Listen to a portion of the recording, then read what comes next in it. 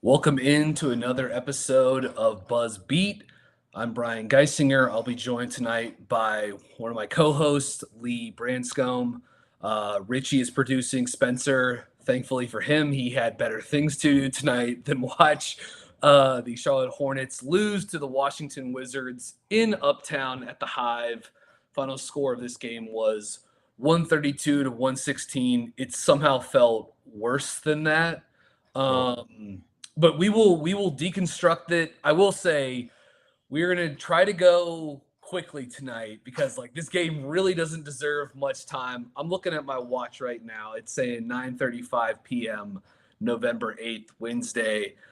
That's where we are right now, and we're gonna try to keep this to a tight 25 to 30 minutes because it really doesn't require that much more observation. But yeah, Hornets lose for their second straight game. And Lee, how are you doing, man? And if you want to just go ahead and jump us off here, thoughts on tonight's action? Look, kudos to Spencer. He's the only one who has his priorities in line, Yeah, frankly. he saw this one coming. Let's be Well, real. I You mean, know? truly masochist here. Like taking time out of a lovely, fall day in the Carolinas Yeah. to, sit on our laptops and in our living rooms Ignore our families and yeah, and friends.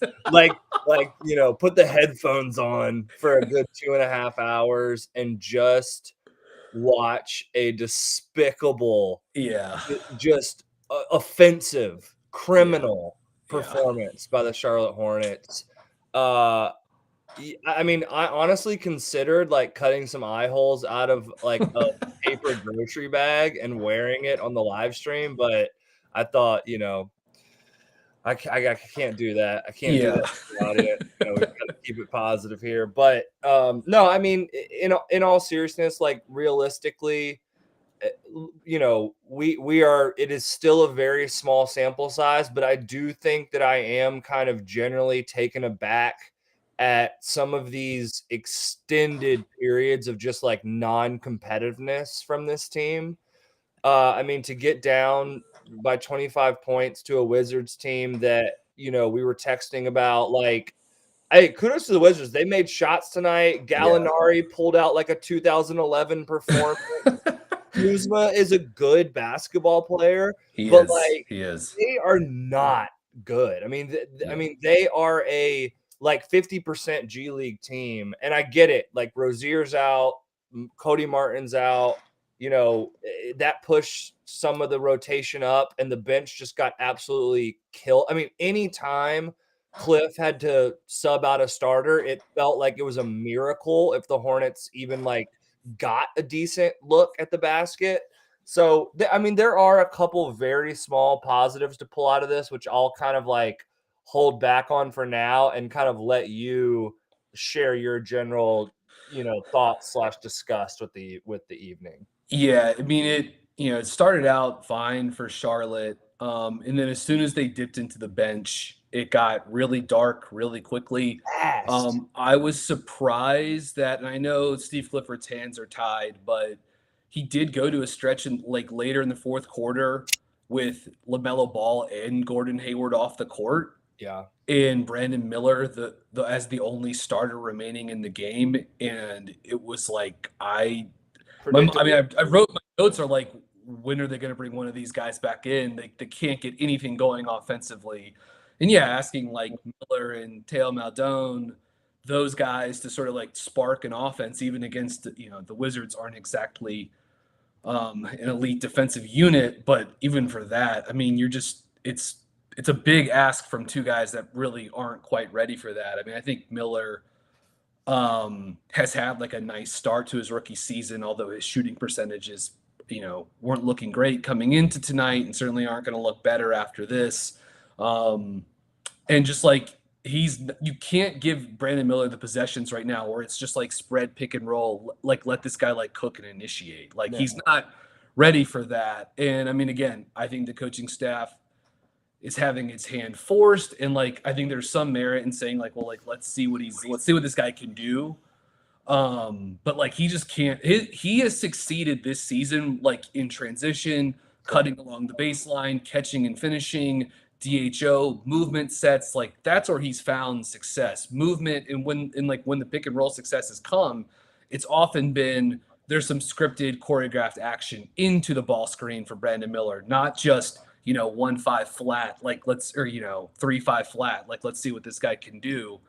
The one positive for Charlotte tonight, I do think, was LaMelo Ball, who had, Well, looked great. he was awesome. 34 points tonight on 24 true shot attempts. He was masterful in the first quarter. We were texting about that on the Buzz Beat thread. In the last minute of the first quarter, when he got subbed back in, it was 3 straight possessions right at the end, including him nailing a 2-for-1. LaMelo had 3 2-for-1 start, like 3 times this game where he scored with 32, 33 seconds left. Q1, Q2, Q3, obviously not in Q4 because the starters had been pulled well before then. But just going, I thought Cliff was going to play him to the buzzer there for a second. It certainly felt like that. And that was really when Charlotte started to go to work against Washington's second unit. Danilo Gallinari's in at center. Daniel Gafford's on the bench. They've got a Gallo in drop coverage, and LaMelo, he got downhill. He hit a runner. And then there was a 3 that someone hit as well off of a LaMelo feed. Let me see if I can find that. Late in the game? Are you talking about? Pardon? Are you talking about late in the game? No, this was end of the first quarter, actually. You know what? It doesn't matter. Really doesn't matter. I don't know why I'm scrambling through my note. Yeah, it was LaMelo to Richards for a lob 2. LaMelo hit a runner versus drop coverage, and then LaMelo pick and roll 3. But as soon as the second quarter starts, things really fell apart. And Washington's 5 out. They've got Gallinari as a small ball 5. And I talked about this with Richie either last pod or 2 pods ago, where I was sort of breaking up how the pick and pop has been like a big issue, I think, for Charlotte centers. I mean, a lot of stuff is this is the worst defense in the NBA. So a lot of stuff has been bad for them defensively so far this season. But with Williams and Richards, 2 guys that really, in a scheme that is set up to really like have those guys dropping into the paint. And obviously not great point of attack defense either, but just I don't think they have figured out how they want to handle those pick and pop situations yet. And you could see at times tonight they tried to they switched a 4-5 exchange, and then Kuzma hit a 3 over Williams on a switch. So but that's not really a solution either, having like Williams or Richards try to like switch out on perimeter guys, so they're gonna have to try to figure out something for that, because it's been an issue for them dating back to the preseason. And they were completely flummoxed by Gallinari pick and pop, and like Washington's running movement sets for Corey Kispert and Landry Shamet. And like, that was enough. Like, that was it. Like the Hornets were totally done in by that. And just like in terms of the math, Wizards shoot 44% on above the break threes in this game, 15 of 34. The Hornets were 7 of 21 from above the break, and they were only 1 of 4 on corner threes in this game. So the Wizards, just strictly from above the break threes, shot way more threes than the Hornets did overall, and at a much higher clip. Like, Charlotte is obviously really missing Rozier for his fragments of shot creation, for the movement shooting. And I just think it's like really important for them this season, if they're gonna be like reliably good offense. Like, they just need to have so many guys win in the mid-range. Hayward, PJ, LaMelo, Rozier, Miller, and all of those guys, or not LaMelo. Rozier didn't play tonight, but PJ and Gordon had a tough time in that like 4 to 14 foot area. And like, that's just a huge part of the offense right now. And tonight, when another team's bombing from 3, you're missing those kind of like not super efficient, like long or intermediate 2s. Like, it's a recipe for disaster. And in the NBA, anyone can just creep up on you and just blow the doors off you like that. Yeah, I mean, yeah, say what you want about Rozier, but like this team clearly desperately needs kind of like the offense that he's able to manufacture. Yeah. And, you also a night where it's just so, painfully obvious that anybody not named LaMelo Ball or Gordon Hayward just can't make a play with the ball in their hands. If it's not one of those two guys creating, with Rozier out, with Martin out, with no Bridges, there's just not a lot of like on ball pop. I mean, you already talked about kind of like, Brandon, there are some things Brandon Miller is very good at early in his career, and a lot of really optimistic things to take away from his rookie season so far. But like isolation creation off the dribble is not one of them, and you saw him struggle with that a little bit tonight. I mean, PJ, God love him, is just, whirling dervish trying to spin his way through the lane every time he puts his shoulder down, which is a nice counter, but you can't use it every single time you drive. Yeah. Yeah. Obviously, he didn't make shots tonight. He shot the ball well on the season. He just didn't make shots tonight.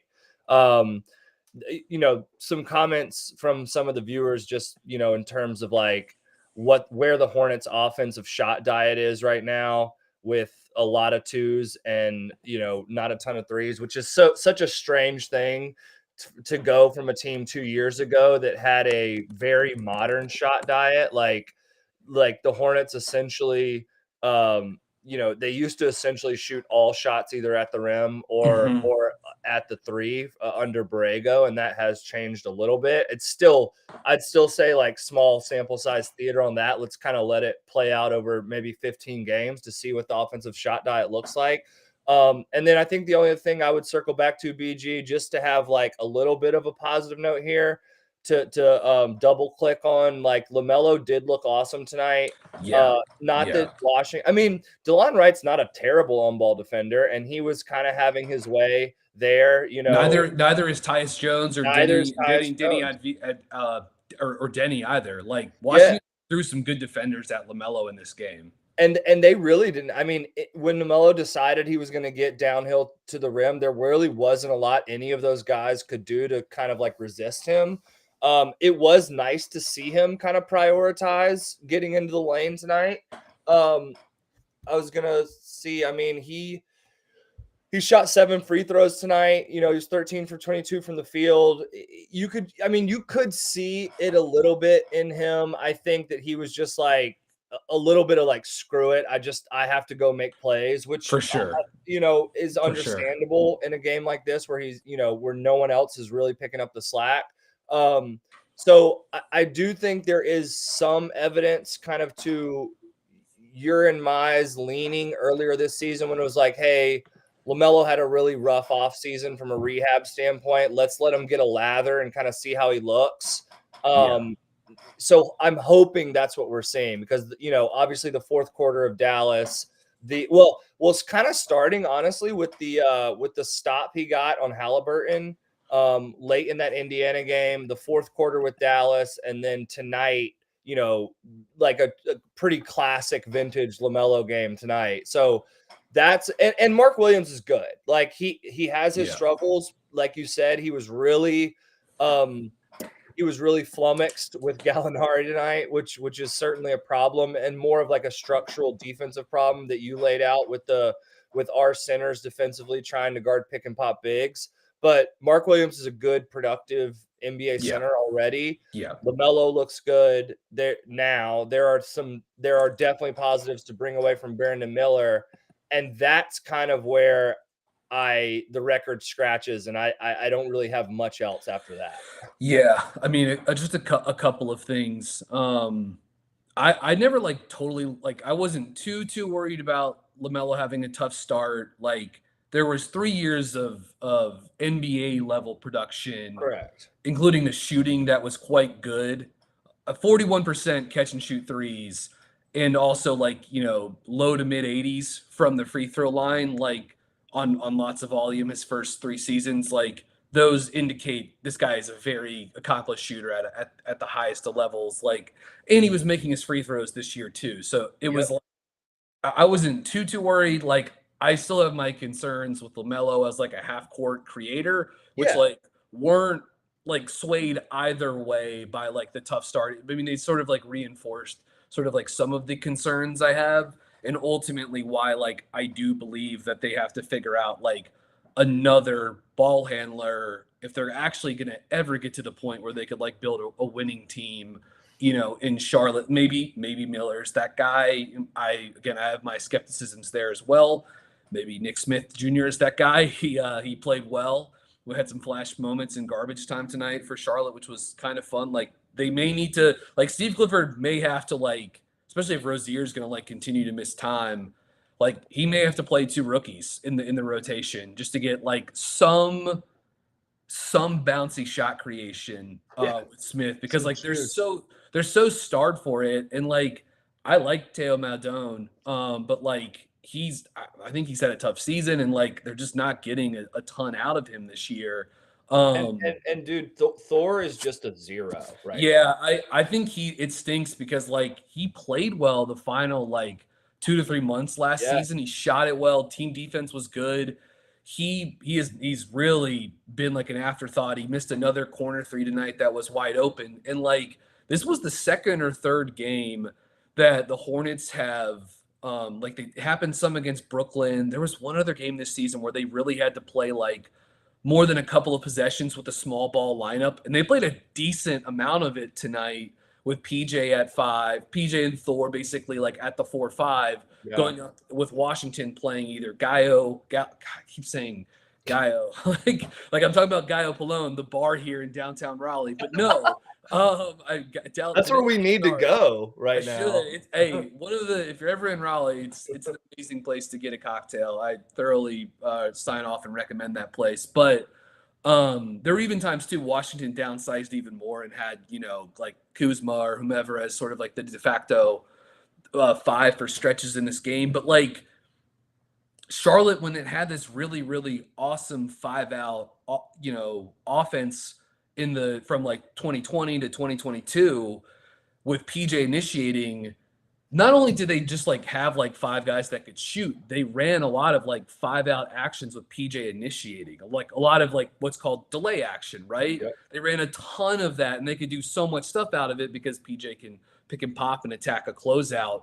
But like those lineups were augmented by like having the kind of pieces to amplify and boost the small ball lineup. And the hope would be that someone like Thor would really excel in that role. Like he'd get to show off and be a backline helper. He'd get to catch and go against a paint that's empty. Like you could use him in some more screening actions. He could slip. He could dive a little bit more, which he doesn't always get to do if he's playing the 4 next to Williams or Richards. And like he just hasn't done that. And it just, so again, they don't have like the pieces to sort of like make those things when they do downsize. And it feels like they've done it. This is over a like 7-8 game stretch to start the year. This is the most they've done that during a 7-8 game stretch under Steve Clifford since he like ever, not just since he got back, but even in the first, obviously NBA was sort of different even back like 2013 through 2016. But so those lineups just aren't popping, and it feels really reactive when they do it. I understand why they do it, but it doesn't really change the game. It's not dynamic enough to really like hit. And so if anything, Charlotte then like loses an advantage by taking Mark Williams, one of their best players, off the court, and having a small ball lineup that just like isn't quite ready to like be explosive offensively. To the point about the starters being good tonight, this is crazy. This is like kind of funny. So the Hornets lose this game by 16 points tonight. Charlotte's starting lineup of PJ Washington, LaMelo Ball, Mark Williams, Gordon Hayward, and Brandon Miller, they played 12 minutes tonight. That lineup was plus 16. So again, Lee mentioned this at the top, the bench, like any of the majority bench or hybrid bench lineups, like they were bad. I do think it does seem like, looking at the numbers, the starters did get like a little bit of shooting luck. Washington was 1 of 10 from downtown when Charlotte's starters were on the court. So certainly that helps those numbers a little bit. But just think about what those 3-point shooting numbers look like against all other lineups that weren't the Hornets starting line, that weren't the starting 5 for the Hornets. So not great there. And then I think was sort of like one of the last things I wanted to get to, and not to get like too existential because this is just one game. Uh-oh. Not it's one game. It's November 8th. The Hornets play the Wizards again in 2 days, and Right. they could absolutely blast them, right? Like PJ and Gordon will play better. LaMelo has another great game, and and all of a sudden, they have a big blowout win on a Friday night, and all Yeah, of a sudden Washington doesn't shoot 40% from three, right, like right. But I was just thinking about it, like, because again, when you have these like terrible games, it's like, I take a ton of notes and I'm trying to like think about stuff I want to clip after the game, but it is hard to not have your mind drift a little bit. And I just this team hasn't been to the playoffs since 2016, oof. and they never felt further away than they Yeah. did tonight. Like Yeah. I think maybe it's because they have the in-season tournament coming up, and I think that's going to be really cool. Like I'm all on board I'm with it. excited. Yeah. I like what I've seen so far, and it'll be fun to watch the Hornets play in it. But just like they're so far away. Like this team is just not. They're not making the playoffs this year. No. Um, And I think that's the thing, Brian. Like I came into tonight, like kind of allowing myself to be like, oh, maybe two back-to-back wins against, a rough Wizards team, get back to 500, couple games away from Miles Bridges coming back, and then you watch the product on the floor, and your eyes just don't lie to you. It's just this is not a playoff basketball team in any stretch of the imagination right now. They look. I mean, tonight this stuff is like is fluid on a night to night basis, and it's not until like the end of the season where you really have like a firm snapshot. But like they played tonight like the worst team in the NBA. Yeah. Like even with LaMelo having a great game, Right. and the Hornets have been off to this, what is just an atrocious start to the season. And that's even while they've been getting pretty good performances from Gordon Hayward and PJ Washington. Maybe tonight, notwithstanding. Oh, I mean, I hold my breath every time Hayward runs into somebody or something. Yeah, like there's a 3 to 4 game stretch coming where he's gonna miss. And and I appreciate LaMelo. Like it has been awesome to see LaMelo like show a little bit of verve getting downhill and getting to the rim. Yeah. And there's been some good stuff out of it, but like I do hold my breath with him too all the time. Of course. And yeah, it's just look, man, it's tough. Like a lot has happened since 2016, not just like in the NBA, but like in the world. People have aged. Like I think, I mean, I'm the only person not married on this podcast. I think everyone on this podcast was not married, maybe even single. Like I'm the only one in this or I think Lee, you and I are the two on this podcast that don't have a kid. Like, none of these kids existed. I moved to Raleigh in 2016. I've lived here for like 8 years. It's crazy. Yeah, Barack Obama was president the last time the Charlotte Hornets played a playoff game. Like again, a lot has happened, a lot has happened. And they're just look, man, the pick they used to trade to get back into the first round in 2021 to draft Kai Jones. San Antonio Spurs, it's not going to get conveyed as a first-round pick. I know that pick has also changed hands a few times, probably because people see it as a pretty like low-value first-round pick, because it just does not seem like it's destined to be conveyed. Is it lottery protected essentially? But yes, it is. Yeah. It is. So, And it changes. Like I have to look it up again. Like the rungs move around a little bit the later you get into it, but basically, yeah.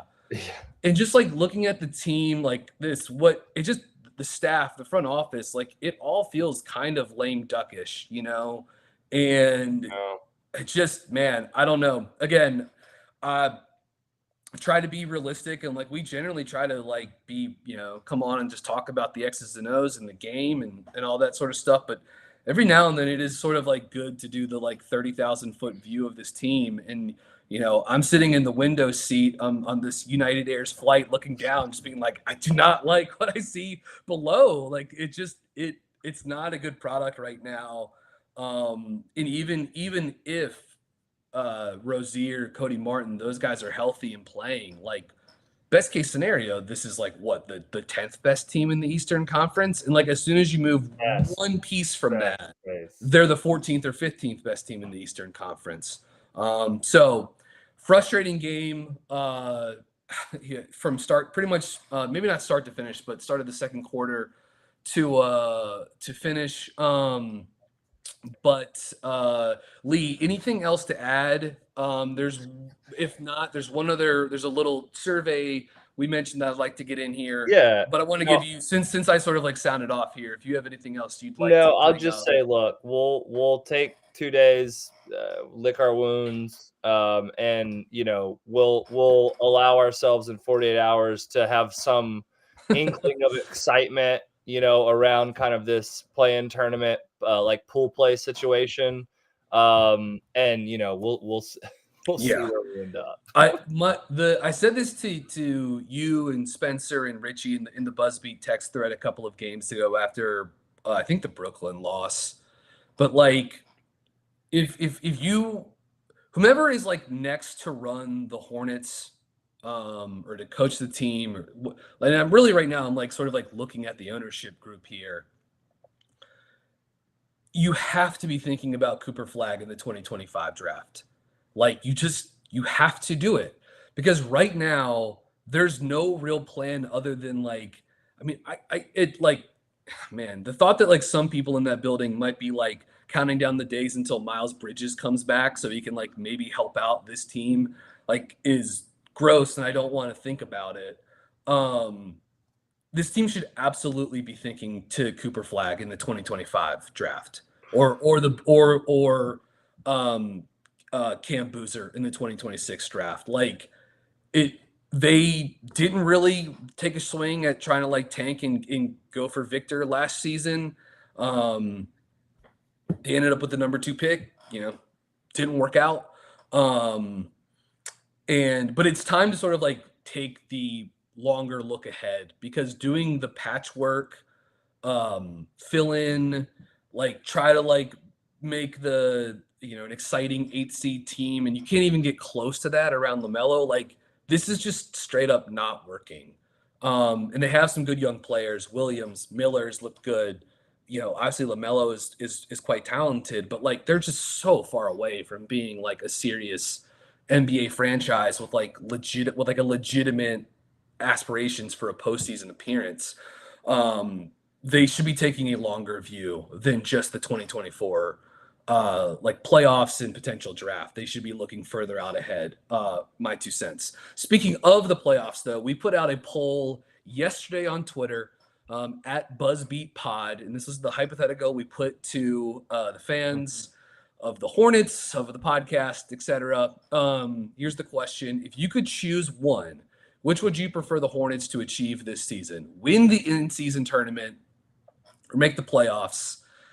I think I would have voted in-season tournament for this one, Lee. I don't know about you. Like, I think making the playoffs will probably be awesome. Would be cool, but you wouldn't get a lottery pick, which they need. And I think winning the in-season tournament would just be like memorable, as opposed to them getting the 8 seed, out of the play-in spot and then getting absolutely blasted by the Celtics in a sweep in the first round. So, but Lee, before I give you the results, how would you vote in this poll if you didn't vote actually? It's a cool question because it's really hard in your brain to quantify what winning the play-in tournament like means to a fan base because we haven't even seen it yet. You know what I mean? So it's like it's almost like I don't know. I have a bunch of friends I have a bunch of ECU friends, and it's kind of like when they won the CIT. Yeah. And but like they still talk about Shamar Bowden and winning that Mhm. CIT tournament, and Yep. and obviously winning the in-season NBA tournament would be against much stiffer competition, but that's kind of how I'm like thinking about it in my head. So I think I'll go contrarian here and say playoffs just to like see LaMelo in a 7-game kind of Yeah. series Yeah. and stuff like that. But it would also be really cool to like I don't know, somehow beat like the Lakers in the play-in Yeah. season to the Yeah. championship. Yes, that would be amazing. But okay, so we split here. The results for the poll were 26% of the respondents would have preferred winning the in-season tournament, so about a quarter, and just a little under 74% would prefer to make the playoffs. So pretty big discrepancy there. Would like to see the playoffs again. I think that speaks to the fact that it's been, yeah, I mean, over, it's going to end up being over 8 years at a minimum for this team to make the playoffs. Like it's so, I can see why that's where some people are angling towards. All right, enough on this terrible game. Let's go try to see if we can circle up with family members or friends, or just go to bed. It's late. For Brian, for Lee, thank you guys for listening in live or listening in the next day on whatever podcast app you're checking in on. Please make sure to rate and review, subscribe to the pod. All of that stuff helps support us. We really appreciate it. Thank you also to Richie Randall for producing tonight's episode. We will see you next time. Go Hornets?